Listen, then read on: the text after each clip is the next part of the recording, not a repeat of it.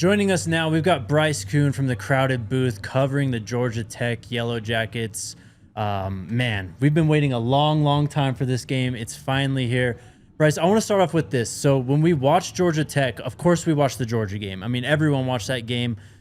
My question is, how much of, Georgia Tech's, I guess, their perceived, where they are right now in terms of, being an ACC contender or not, how much of that comes from that Georgia Tech game and how much of that is real for what this team currently is?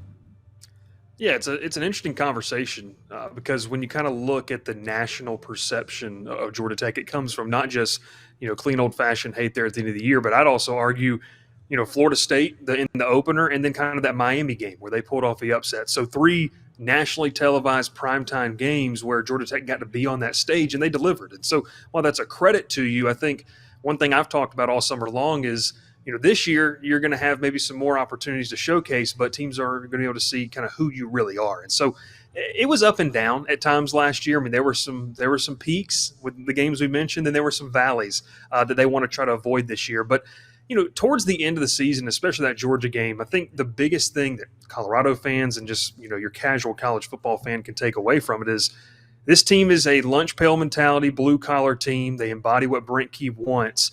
And you saw that on display. Now, obviously, they didn't finish the drill. They didn't get the result that they wanted. But it's a team that's going to scrap, fight, claw their way when they play against, some of the prestige programs in the country. I'm super interested to learn more about Georgia Tech. But before I go there, I'm curious what the perception from Georgia Tech fans right now is about Colorado. Like, is this a game that they're saying like, oh, it's going to be a really tough opener going to Boulder? Or are they saying like, let's go put the Sharpie W down and let's move on? So Jake and I talked about this on our episode, and I think it's always fun to, because we love the fans. They're what makes the show for you guys, what makes the show for us. We love it. And there's a lot of optimism, I think, heading into this season. But, for face value, I think of the consensus of Georgia Tech fans are kind of wondering what the offense for Colorado is going to look like with the amount of production they lost, right? And that's something that we, kind of talked about earlier was unless you're guys like you are or me and we're in the nitty-gritty day in, day out of looking at these rosters and looking at the two deeps and looking at the incoming transfers and production, it's really easy just to gloss and say, well, this is what we think Colorado is. And to be honest, I don't want to insult most of the Georgia Tech fan base, but I do think there's a big question of how could they replace that? Like, do they have that star power? And Jake said something on my show, and I would reiterate it, and I've tried to tell fans this. I think this is a deeper Colorado team, and I don't think maybe the average Tech fan kind of understands that they can be more balanced. And it's not just the high-flying, the star-studded it's been for the past 2 years. And, it's not a knock on what they had previously at all, but it just feels like, as you kind of look at the roster, they might have a more complete team. Does that mean necessarily better? Well, time will tell. But, yeah, Georgia Tech fans, I think they're excited about this. There's obviously – with what happened with fifth down and everything and all this kind of stuff that a lot of the older fans are excited about. And I probably just dated myself talking about, the 90s as older. But it's one of those things where, I think just in terms of what this game means, I wouldn't say they've got it in Sharpie, this is a win. I do think that there's a consensus among this fan base. If we think we are as good as we say we are, you got to go win that game. It's a team where you return a lot and maybe they have some questions. That's the kind of games that an ACC title contender and even a dark horse playoff contender should go win. So there's confidence for sure as there is this time of year, but I think there's also an understanding that you need to go over there and take care of business. I don't know, to be honest with you, if there's necessarily a fear of Colorado, which kind of makes me worried for some of the fans. So I think this was last weekend, but Brent Key kind of made some headlines after the scrimmage, right? He was not happy with how they performed. And it was funny because I think that same day, Coach Prime said the same thing to Colorado. I think he made them start over their scrimmage. He wasn't happy. How much do you read into that? How much of that is just the dog days of camp, trying to get through, getting as best prepared as you can, while you're dealing with all the heat and stuff that camp brings? Yeah, I didn't read too much into it in terms of is the team bad, right? I think that the natural fan reaction was like, oh, no, we thought we were going to be good, and then he comes out and says this. I think, sometimes you see coaches, and I'm sure, Coach Prime does this and coaches across the country, they'll go to the media and not singling anybody out, but they'll publicly challenge their team at the podium in terms of that. And I think that's kind of where this stands because there is an expectation in that building in-house and talking with people that, they want to be playing meaningful football in late November and early December. They want an opportunity to go to Charlotte, which is the ACC title game. And so with that comes how you carry yourself. And for a team that has, I would say, gotten to a solid foundation under Brent Key, it's about taking that next step. And so that comment to me, I think it's a strong team. I think they have a strong foundation of what they're going to be. And you guys know as well as I do, when you go out there to, fall camp, whether it's spring camp, fall camp, whatever it is, you're going to have practices where maybe the energy's not there from one side of the football to the other. And so I think there might have been a little bit to it, but I'm not buying into the notion that they're not ready. I know that was kind of the big quote that he said, we're not ready to play a football game. Well, the good news, you don't have to, and I guarantee there's 120 plus other FBS coaches that are saying the same thing. I think it's more of a charge to the guys in that locker room to make sure you're ready and you're not overlooking anything, because this is kind of the first season, dare I say, since they ran the triple option with Paul Johnson, that you really had some actual positive vibes outside of Atlanta about what was going on. I mean, they're kind of a little bit of a media darling for a lot of people when they look at the ACC and what they could do. And handling that, this is the first time that Brent Key and anybody in that office has really tried to handle that. So I think it was just one of those tactics to keep everybody focused. From a Georgia Tech perspective, when you look at this game and you say, okay, if the Yellow Jackets do this, I think they have a really great chance to win.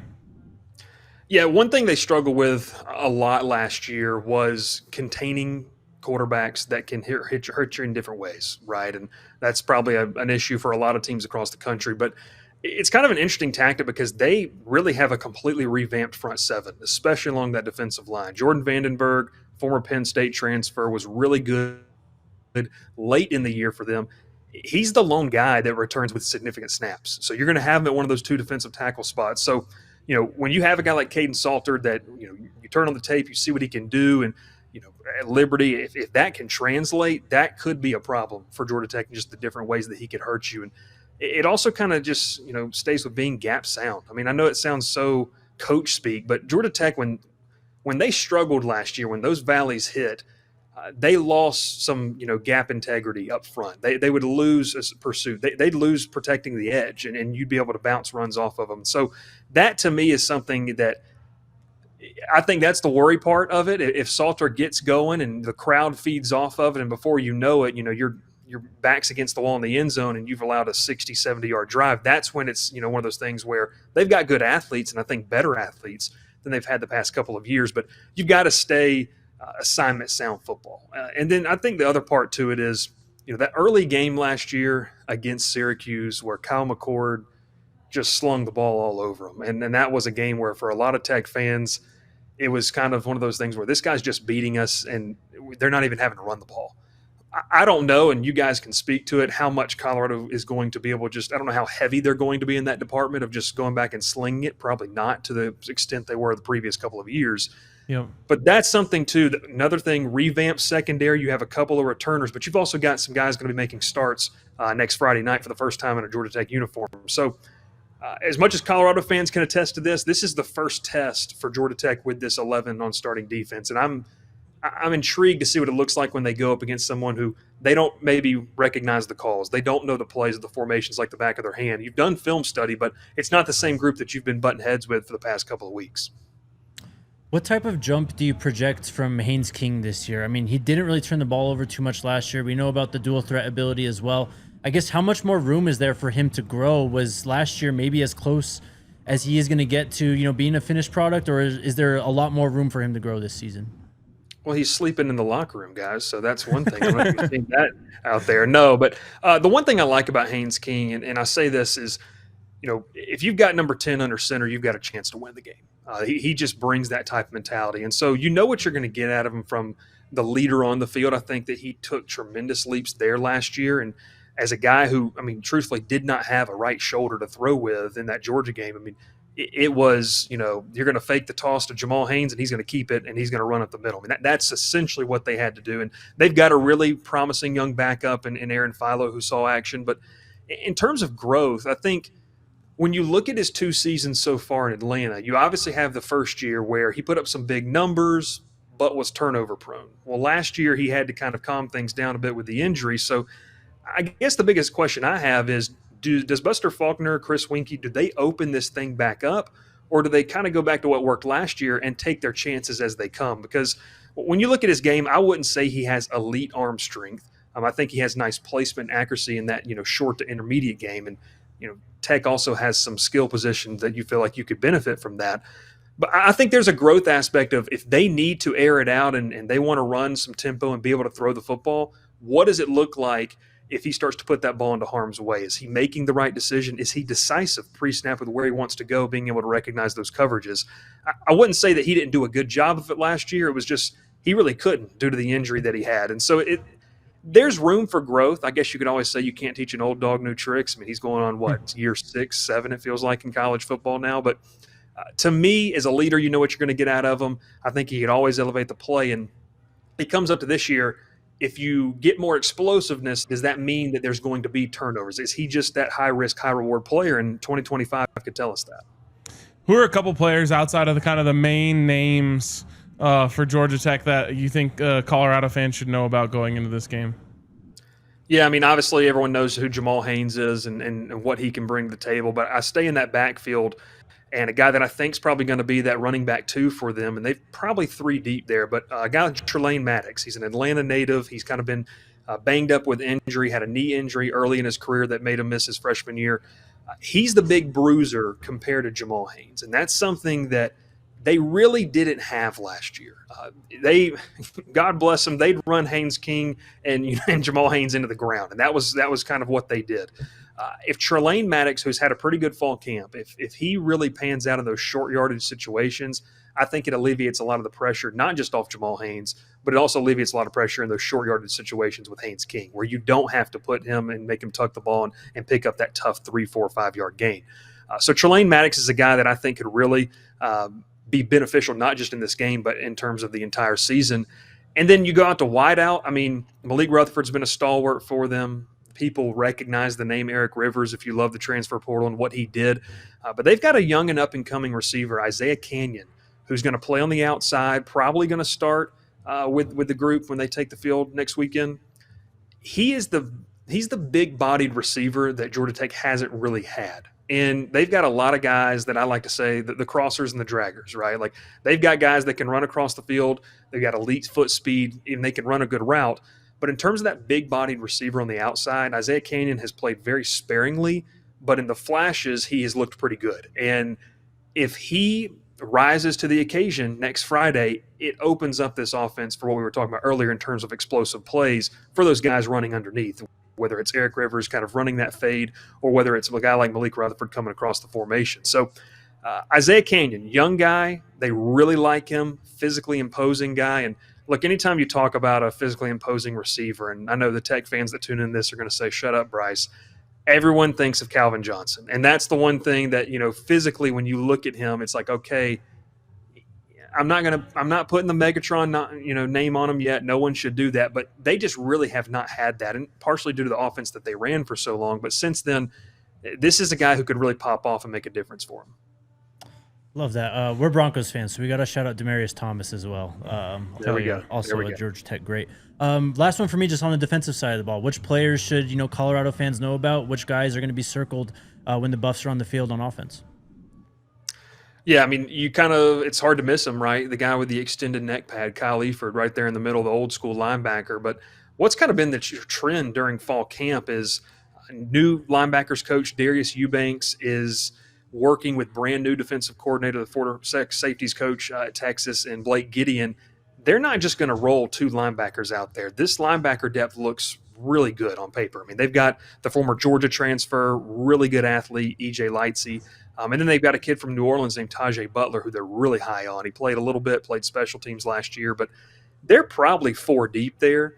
To whatever Colorado comes out in, I feel like they can play situationally a little bit better here in 2025 than they could last year. It was really Efford and whoever was next to him at times. And, Efford has, I think, a ways to go in his pass coverage, but against the run, he's really good. And so when you see 44 out there in the white and gold with the extended neck pad, Colorado fans will know exactly who I'm talking about. And then a guy that I think is going to be intriguing, FCS transfer, one of the top sack leaders in the FCS last year, and they're really counting on this guy. It's Brayden Manley off the edge out of Mercer, which is about 75 miles south of Atlanta down there in Macon, Georgia. This is a guy who, I mean, you talk about, I guess, the gifts of the portal and why you like the portal. It's kids like this. They go to the smaller school, they work their way up, and it's the good story. Now he gets a chance to prove himself in the Power Four in the ACC. And so Manley is a guy that, they lost some production out there. Sylvain Yanjuan no longer there. Romello Height transferred, part of that big haul to Texas Tech this past offseason. They're counting on some guys to help out. And I think in a game like this and games down the road, especially with that Week 3 game looming, hosting Clemson, they need some guys to get after the quarterback. And so Manley has been very impressive through the spring, the summer workouts, and even into the fall. One of the guys that I've been told they've had to tell to, hold back a little bit. We don't need you hitting Haynes King right now. You're winning some battles on the outside. But if they could establish that early and maybe make Salter a little bit uncomfortable, I think that's an opportunity, for Manley to really kind of make a name for himself at this level. So, yeah, Kyle Efford and that linebacking core, and then I really like Brayden Manley off the edge. We'll see if he pops off next Friday. Last one, and then we'll let you go. Is there any, or how much of a conversation is there about the altitude coming from Atlanta up to Boulder? Yeah, it's interesting. I know a lot of fans have been kind of going back and forth on social media about this because they're like, well, we traveled to Ireland last year, so the travel aspect shouldn't be a big deal. And, I've talked with some people out there, that have already made the trip in terms of Georgia Tech fans that are kind of making a whole vacation out of it. And, they've even noticed going around Boulder in the area, like it's different and it's maybe something you're not used to. And I think it's something they're mindful of. I don't know and can't really speak to what it's like to practice in the humidity of Atlanta in August to then go out to Boulder and play in that. I myself have never been out there. And I think it's something that's necessarily is pretty interesting because you have to worry about the conditioning and what they've been able to do.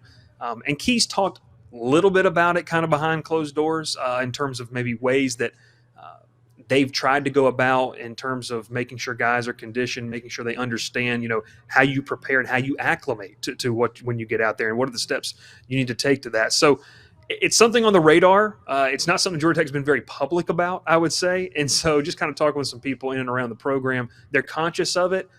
They hope and they do not believe it should be an issue. But you guys know this being out there. I mean, there's some teams that make that trip out there and they're not used to it. And it takes a while to get to. And I think the hope is you hope you're not either too far behind or you haven't played around too much to where you're trailing on the road and now you're finally acclimating, midway through the second quarter. Yeah. All right, Bryce, that was awesome, man. Let our fans know where they can find you and your work at. Of course. My name's Bryce Koon. You can find us where we do all of our Georgia Tech content over at the Crowded Booth. That's on all social media platforms and over there on YouTube. And we'll have, obviously, a great interview with Jake here coming out and then, just content leading up into the week. So if you want the Georgia Tech side of things with that, make sure you head over and hang out with us over there at the Crowded Booth. And then we do college football in general. We got a nice team that does a lot of SEC and ACC content. So as you guys can imagine with the SEC side of things, they're not staying out of the news and the headlines. So it's a fun time. And like we talked about, Jake, man, I'm glad we're talking about actual games and then we get to recap and analyze real games. No more of this media scrum and this, media days. We get to talk about real actual football. So I'm pumped for it. Yes, sir. And we get to do it again next year. We'll go see you guys at your place. Hell yeah. There we go. All right. Thanks, Bryce.